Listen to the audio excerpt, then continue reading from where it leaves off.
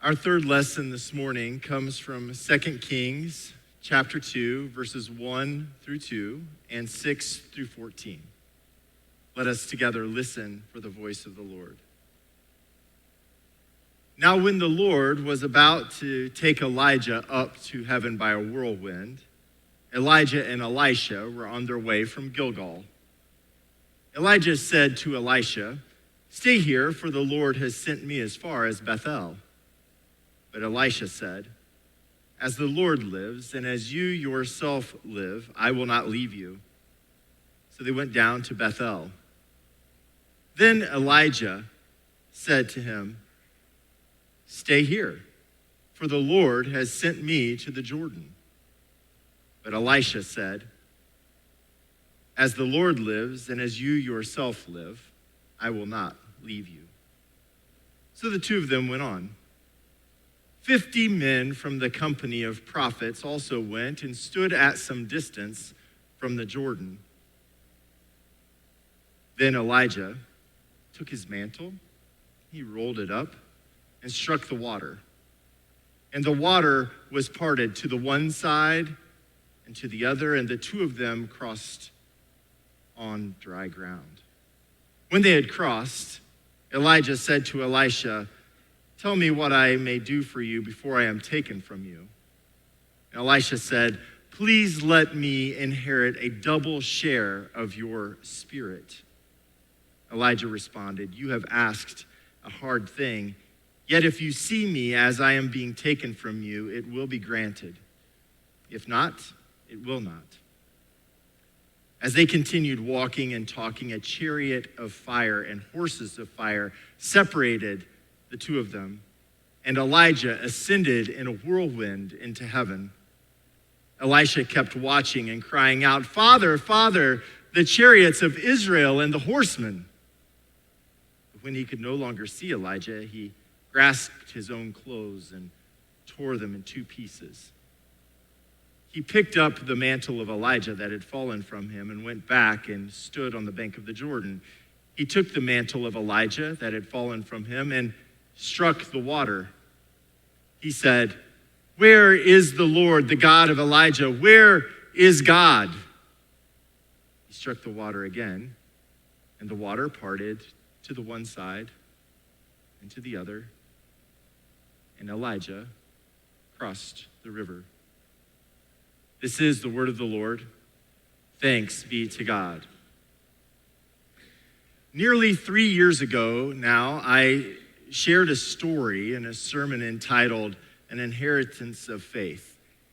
And as much as I tried to avoid telling that story again, I ask your forgiveness and that you bear with me as I tell a version of it again, because it just seemed to fit so well.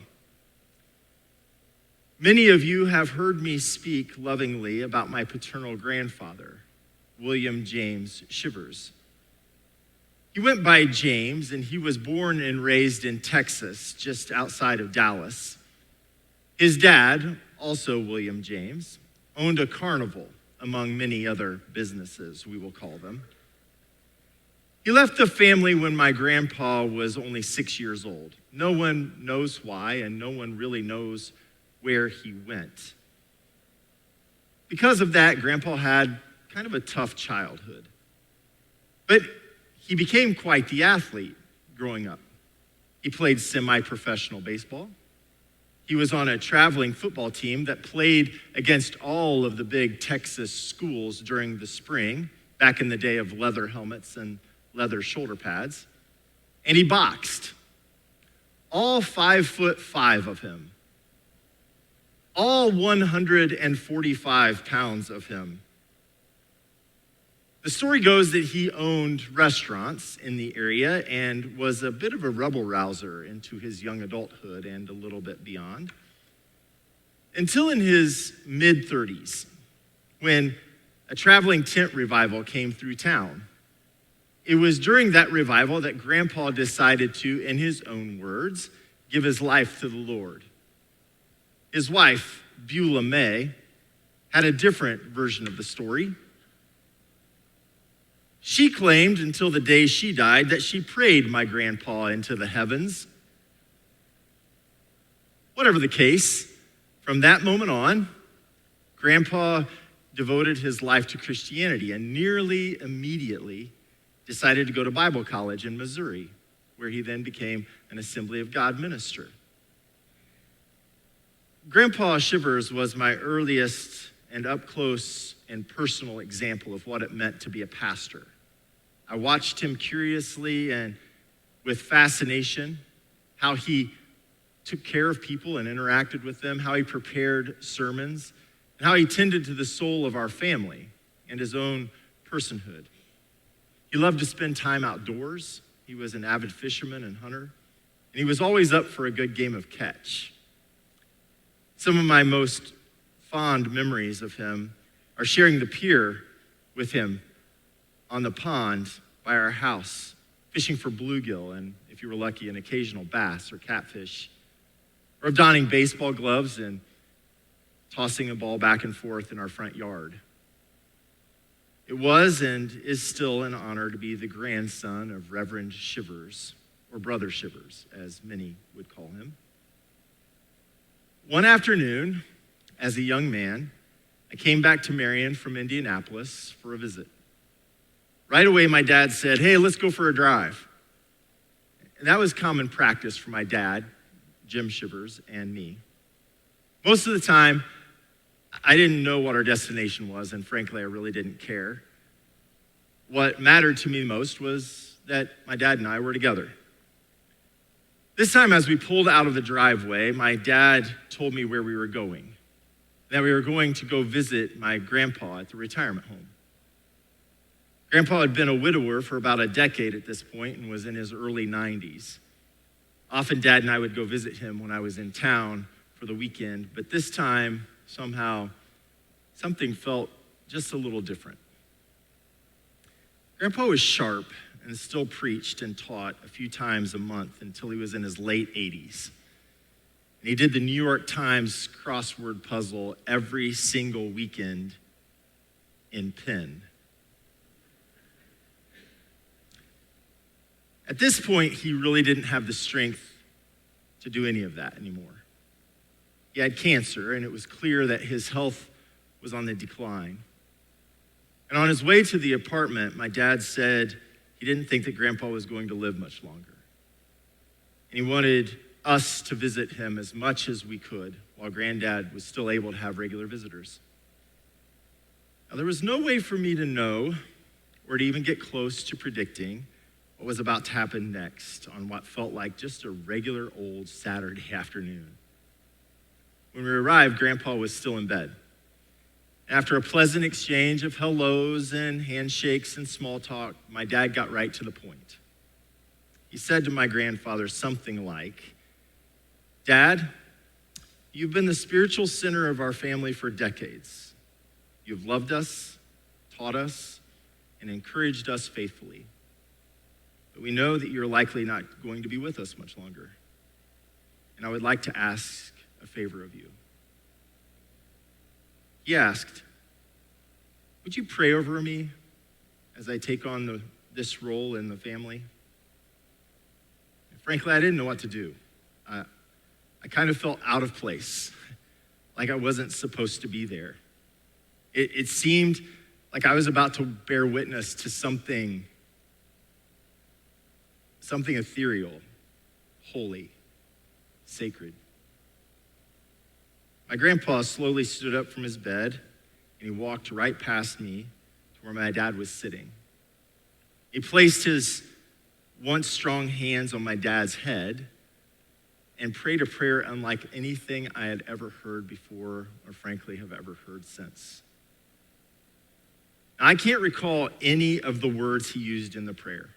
I'm not sure I actually heard them. But one thing I can say is that room somehow became the center of the universe. The curtains hanging on that one window seemed to be burning bushes. And that off-white tile floor was sacred ground. When Grandpa finished his prayer, I don't know how to explain it, but the room felt like it was glowing. And so were our hearts. We were changed because of what happened there on West 12th Street in Marion, Indiana, all those years ago. The mantle was passed. And then when Dad and I crossed the threshold of Grandpa's room to re-enter the world that was waiting for us, we were different people. Our world had changed. My dad was right. It wasn't long until Grandpa died. And that event in his room at the retirement home took on new meaning for me in Grandpa's absence. I could try to tell this story 1,000 times, and I probably will. I don't know exactly what happened in the room. But I know that I'm still both informed and formed by it. It's a part of my inheritance from these two men who continue to have a profound effect on my life and my faith. I still think about that whole episode often. But lately I've been thinking about the threshold we crossed as we exited the room. That's when we walked into the world, forever changed by what we just experienced. That's when the rest of the story started. It might not have been the present we would have chosen, but we walked into a future that we could shape, filled with hope, informed by our past, and the God who promises to accompany us into an uncertain future. We had to cross the threshold. We didn't go there alone. It's over 2,800 years before that event in Marion, Indiana. Halfway around the globe, two prophets were on their way from Gilgal, Elijah and his protege, Elisha. Along the way, they came to the Jordan River where Elijah took off his mantle, his outer garment, and he rolled it up and he struck the waters of the Jordan River. At this, we are told that the river parted to the one side and to the other, and the two of them walked across on dry ground. While there, on the other side, Elijah said to the apprentice Elisha, "Tell me what I may do for you before I'm taken from you." And famously, Elisha says, "Please let me inherit a double share of your spirit." And this is something that Elijah could not promise, nor could he guarantee. And as they continued walking and talking together, Elijah was taken up in a whirlwind, or as the story goes. Elisha was left standing there looking into heaven. And in grief, he tore his own clothing in two, and at his feet, he found Elijah's mantle. He picked it up, and he walked back to the Jordan River, and he struck the water. And he said, "Where is the Lord, the God of Elijah? Where is God?" And when he struck the water parted. One side to the other. He crossed the river. We may not know exactly what happened there on the Jordan that day.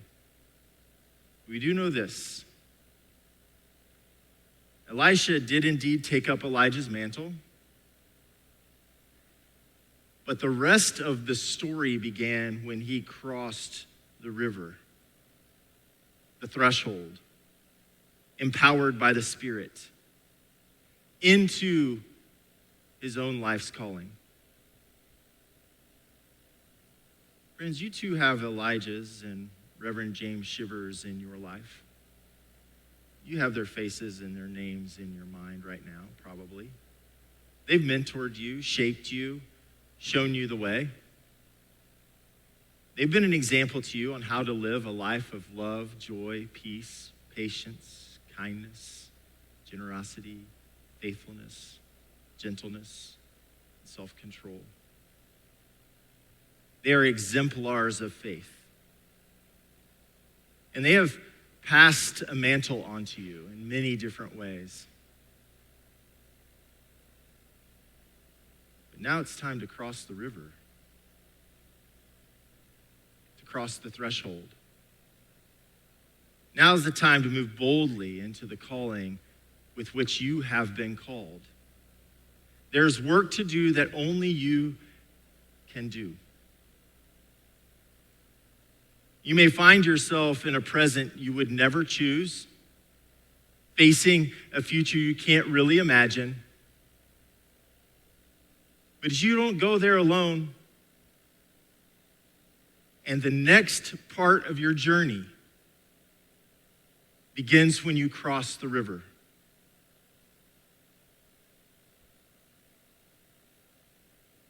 Cross the river.